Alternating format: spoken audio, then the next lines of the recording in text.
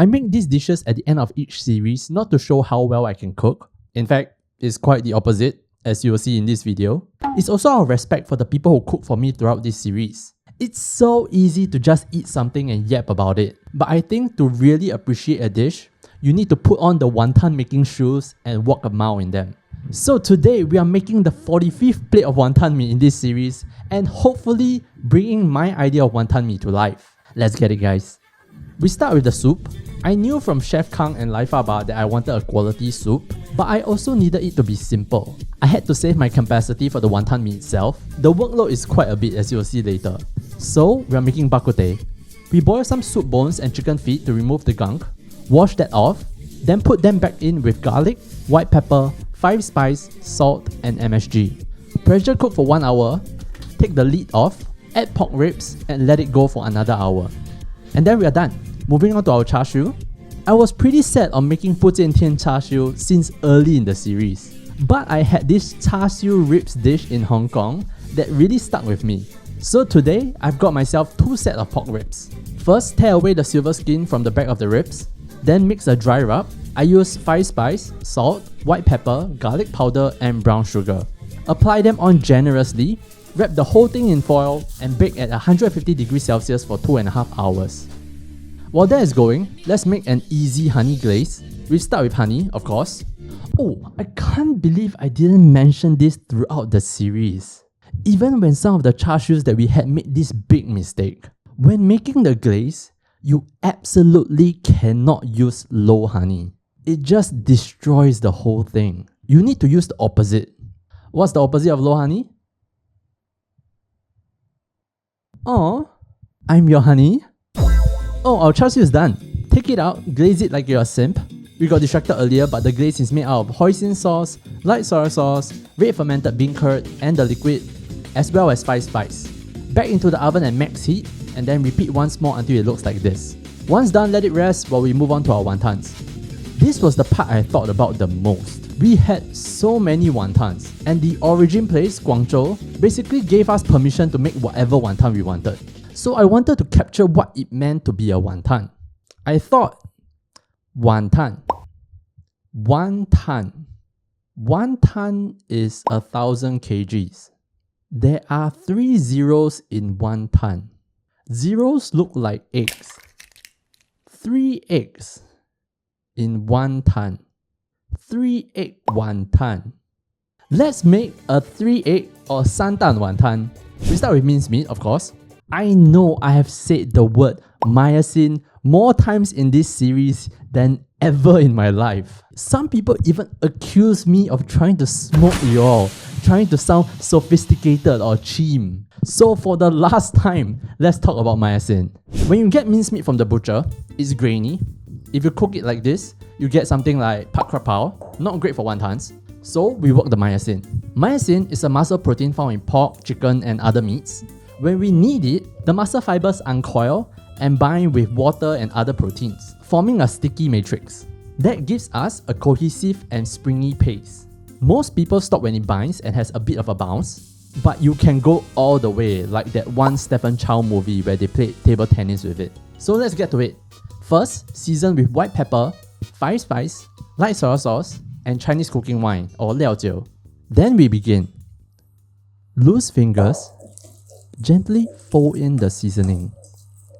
Use small circles, always in one direction. Don't rush. Feel it with your fingertips. When she starts clinging onto you a little tighter, that's when you know you can build the intensity. And then just keep going, don't stop. You'll know when it's ready. Then we move on to our eggs. 4 chicken eggs, 2 salted eggs, 2 century eggs. Prep, boil, peel, mash, mix them into the meat. Then we move on to our next wonton. I wanted to keep it honest for the next one because the wontons that we had in Hong Kong and Guangzhou were so simple yet impressive. So we are making some prawn and crab meat wontons. Crab meat because I want to shout out Bangkok. Anyway, we split the prawn heads from the flesh and then we're gonna soak the prawn meat in some water with salt and baking soda, salt to season and baking soda to turn it alkaline. This causes the protein to firm up more during cooking, giving that signature snappy texture. About 15 minutes will do, rinse it off after that. Then we simply wrap the wontons. I don't want anybody commenting on my wonton wrapping skill. The strategy to wrapping wontons is the same as dealing with your emotions. As long as your feelings don't show, you're good. And then lastly, we move on to our noodles. I knew I wanted bamboo noodles after my trips to Guangzhou and Hong Kong. So my options were 1. Spend a lifetime learning how to make proper 竹升面. Find a bamboo pole and bounce on it. And I was not gonna show myself bouncing on a pole on the internet. So we are going with option 2. Buying it from a stall that knows what they're doing. I got it from here, and these noodles had a really nice texture.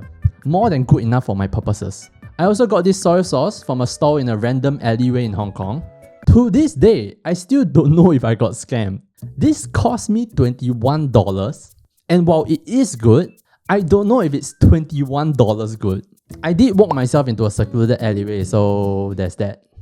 For my sauce, I'm making a shrimp, scallion and ginger oil by letting them get to know each other for about half an hour under a low heat. When it looked like that, I turned the heat off and mixed in a pinch of saffron. And with that, all the prep is done. What say we wrap things up and move on to the next series. First, we deep fry the 3-egg wontons until they are nice and crispy. I'm splashing the oil so that it cooks evenly. I made this quite thick so it needed a little more time.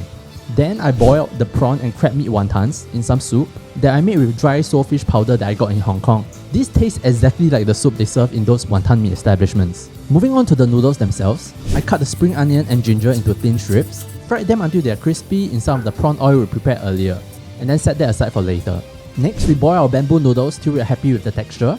Drain out the water, add some shrimp oil in, as well as our $21 soy sauce. Adding a little bit at a time, mixing and tasting as we go. Our char siu should be cool enough to handle by now. We could serve it with the bone, but I decided to just pull them out, cutting out nice thick slices.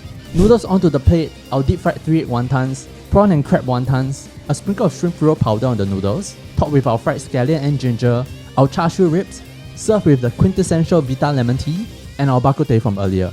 And then we are done.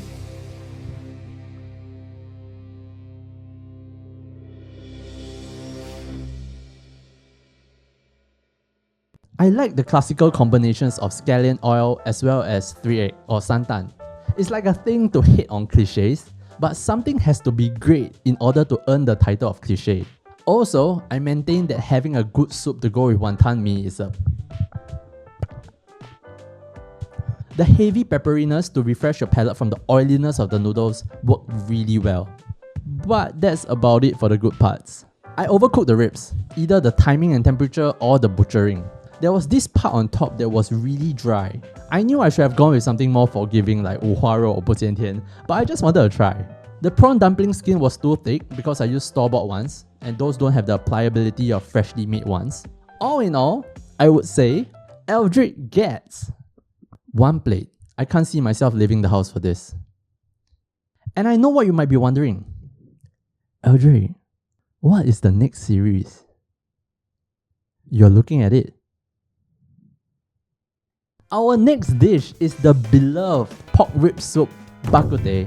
So please let me know your favorite bak kut teh spot, be it in Singapore or Malaysia. You already know we are going there. I need to tell you that your recommendations for the next series are going to be the most important they have ever been. But I'm not going to say any more than that. For now, it's time to decompress properly and get ready for bak kut teh. So the next 2 weeks will be filler episodes, including the seasonal top 5 foods video, this time in Hong Kong. Thanks for watching. I'll see you guys in the next video. Bye!